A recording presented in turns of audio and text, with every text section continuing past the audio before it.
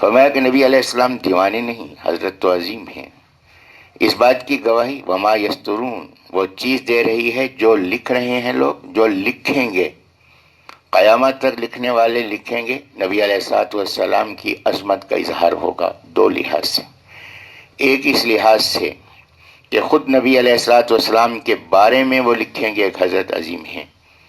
آج دنیا کے اندر یہ بات پوری طرح واضح ہے کہ ہمارے اردو ادب کے اندر، شاعری کے اندر، ہندو شاعروں کا کلام جس میں نبی علیہ الصلوۃ والسلام کی عظمتیں بیان کی گئی۔ پھر یہ نہیں کہ ایک کتاب جو بہت مشہور ہے 100 بڑے آدمی، لکھنے والا عیسائی ہے، اور اس نے جو 100 بڑے آدمی یہ کتاب لکھی ہے، تو سب سے پہلا نام اس کو دینا چاہیے تھا حضرت عیسیٰ علیہ السلام کا، کیونکہ وہ عیسائی ہے۔ لیکن کتاب اٹھا کر دیکھیں، سب سے پہلا نام دیا ہے نبی پاک صلی اللہ علیہ وسلم۔ فرمایا قیامت تک جتنے یہ قلم لکھنے والے ہیں تو یہ سب کے سب حضرت کی عظمت کا اظہار کرنے والے ہوں گے۔ ایک اس لحاظ سے۔ دوسرا اس لحاظ سے کہ نبی علیہ الصلوۃ والسلام کی ارشادات عالیہ کو لکھا گیا، احادیث لکھی گئیں، حضرات صحابہ کرام رضی اللہ عنہ نے یادداشت کے طور پر لکھا، ہمارے شیخ امام اعظم رحمۃ اللہ علیہ نے سب سے پہلے ان احادیث کو ترتیب کے ساتھ لکھا، اس کے بعد مختلف انداز سے یہ احادیث لکھی گئی، مجموعے لکھے گئے۔ آج بھی اس وقت دنیا کے اندر عربی زبان و ادب کی تعلیم جو اہل یورپ کے ہاں ہوتی ہے، ان کی یونیورسٹیوں میں، ان کے نصاب میں فصاحت و عربی کی فصاحت و بلاغت کے لیے حضرت کی حدیث نصاب میں شامل ہے، کہ تاکہ معلوم ہو کہ عربی فصاحت و بلاغت کس طرح سے ہے۔ پھر نبی علیہ الصلوۃ والسلام کی احادیث ہی نہیں، قرآن مجید بھی نصاب میں شامل ہے، عربی فصاحت و بلاغت، عربی ادب کے اعتبار سے وہ بھی اس کے اندر شامل ہے۔ تو یہ دلیل ہے اس بات کی کہ اس کے مقابلے میں جامعیت اور فصاحت و بلاغت کسی کلام میں نہیں، اور جس کے کلام میں فصاحت و بلاغت ہو کیا وہ دیوانہ ہو سکتا ہے؟ ممکن نہیں۔ لوح محفوظ کا قلم بھی، فرشتوں کے قلم بھی، انسانوں کے قلم بھی، سب اس بات کی گواہی دے رہے ہیں کہ حضرت کے قریب، دیوانگی حضرت کے قریب سے بھی نہیں گزرے۔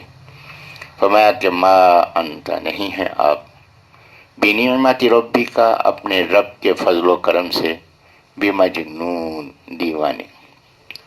تو یہ حضرت کو مجنون کہتے تھے کہ نبی علیہ الصلوۃ والسلام پہ جنات کا اثر ہو گیا ہے۔ نبی پاک صلی اللہ علیہ وسلم اس لحاظ سے مجنون ہیں، دیوانے ہیں کہ عام روش سے ہٹ کر ایک بات کر رہے ہیں، بت پرستی کے ماحول میں توحید کی بات، آخرت کے انکار کے ماحول میں آخرت کی ترغیب اور تاکید، یہ عجیب و غریب بات۔ فرمایا کہ یہ دلیل ہے اس بات کی، نعوذ باللہ من ذالک، کہ حضرت مجنون ہیں، کہ دیوانے ہیں، کہ حضرت پہ اثر ہو چکا ہے۔ تو اللہ تبارک و تعالیٰ نے فرمایا کہ اللہ کے فضل و کرم سے آپ دیوانے نہیں۔ اور یہاں ما انت بنعمت ربی کا مجنون، لیکن یہاں مجنون نہیں، بھی مجنون ہے۔ یہاں بھی جو آتا ہے وہ تاکید کے لیے ہوتا ہے، تو اس کے معنی بظاہر تو یہی ہے کہ آپ دیوانے نہیں، لیکن لفظ بھی کی وجہ سے معنی ہے کہ دیوانگی تو آپ کے قریب سے بھی نہیں گزری، تو یہاں تاکید کے معنی میں ہے۔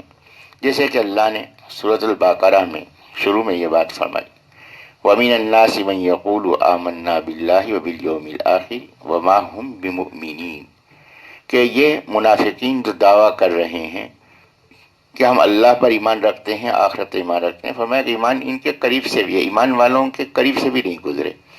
تو نبی علیہ الصلوۃ والسلام دیوانہ جو ہے وہ حضرت کے قریب سے بھی نہیں گزرا، جو قریب سے بھی نہیں گزرا اس کے اثرات کیسے پڑ سکتے ہیں؟ اور جب دیوانہ قریب سے نہیں گزرا تو حضرت کے اندر دیوانگی کیسے ہو سکتی ہے؟ تو نبی علیہ الصلوۃ والسلام کے بارے میں جو ان کا دعویٰ تھا اس کا اللہ نے رد فرمایا۔ اور یہاں جو اللہ نے یہ بات بھی فرمائی، اتنی بات کافی تھی کہ نبی علیہ السلام مجنون نہیں، ما انت بمجنون، لیکن درمیان میں بنعمت ربی کا، کہ اپنے رب کے فضل و کرم سے، کہ اللہ کا فضل و کرم ہے کہ اللہ نے آپ کو کمال حکمت کے اندر کمال عطا فرمایا، نبی علیہ الصلوۃ والسلام کی زبان مبارک فصاحت و بلاغت، 40 سال کی عمر میں حضرت کی فصاحت و بلاغت کا اظہار ہوا۔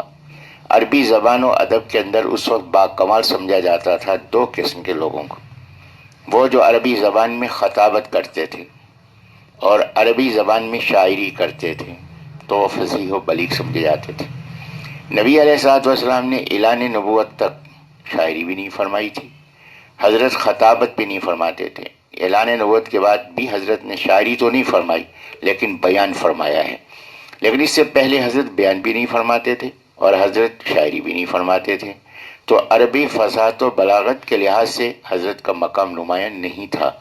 جب مقام نمایاں نہیں تھا لیکن دیانت اور صداقت کے اعتبار سے حضرت کا مقام نمایاں تھا، تو جب فصاحت و بلاغت کا اظہار نہیں ہوا اس وقت حضرت کی صداقت اور دیانت واضح ہے، دیوان کی قریب سے نہیں گزری، اور جب حضرت فصاحت و بلاغت کا کلام فرما رہے ہیں پھر دیوانگی کیسے ہو سکتی ہے؟ تو ہمارا کہ نبی علیہ الصلوۃ والسلام کو اللہ نے کمال حکمت کا کمال عطا فرمایا۔ نبی پاک صلی اللہ علیہ وسلم کی حکمت کے کمال کی ایک مثال کل کے درس میں آ چکی ہے کہ حضرت نے بیت اللہ کی تعمیر نو میں حجر اسود کے بارے میں فیصلہ فرمایا۔ نبی علیہ الصلوۃ والسلام نے یہ فیصلہ فرمایا، اس کے ساتھ ابو بکر صدیق رضی اللہ عنہ، یہ اعلان نبوت سے پہلے، حضرت کے اعلان نبوت سے پہلے یہ عربوں میں فیصل تھے۔ قبائل میں کوئی جھگڑا ہوتا تھا، معاملہ کوئی پیچیدہ ہو جاتا تھا تو حضرت ابو بکر رضی اللہ عنہ سے مختلف قبائل فیصلے کرایا کرتے تھے۔ قبائل میں آپس میں جھگڑا ہو جاتا، حضرت عمر رضی اللہ عنہ سفارت کے فرائض سے انجام دیتے تھے، باہمی جوڑ پیدا کرنا، مذاکرات کرنا عمر رضی اللہ عنہ، اور فیصلے فرمانا ابو بکر صدیق رضی اللہ عنہ۔ لیکن نبی علیہ السلام نے اعلان نبوت فرمایا تو فیصلے فرمانے والے ابو بکر رضی اللہ عنہ ہیں، وہ حضرت کے قدموں میں ہیں۔